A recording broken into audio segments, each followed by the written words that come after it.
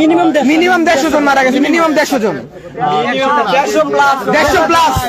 But আমাদের কথাটা হচ্ছে রাত্রে বাজে 2টা, এখন কেন আমাদের ক্যাম্পাসের ভিতরে যে অ্যাম্বুলেন্স যখন যারা ক্যাডেটরা ছিলাম আমরা মিনিমাম যে যেমনি পারছি আমরা 50-60 জন লাশ অনায়াসে বার করছি, চোখ বন্ধ করে 50-60 জন। কিন্তু তারা কিভাবে কাউন্ট করতে যে 10-15 জন লাশ মারা গেছে, ভিতরে আরো অনেক লাশ, মিনিমাম 150 জন মারা গেছে, মিনিমাম 150 জন, 150 প্লাস।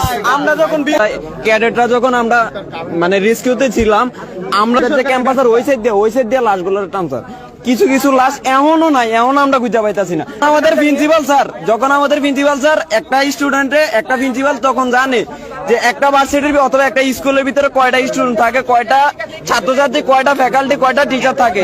একটা প্রিন্সিপাল সবসময় মনে রাখবে, সবসময় তার কাউন্ট থাকবে।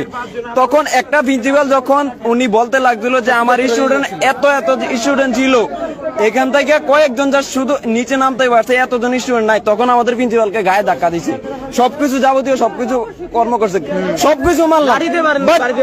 এতক্ষণ কথা হচ্ছে যে রাত্রে বাজে 2টা অথবা 1টা নাগাদ, এখন আমাদের ক্যাম্পাসে কেন অ্যাম্বুলেন্স?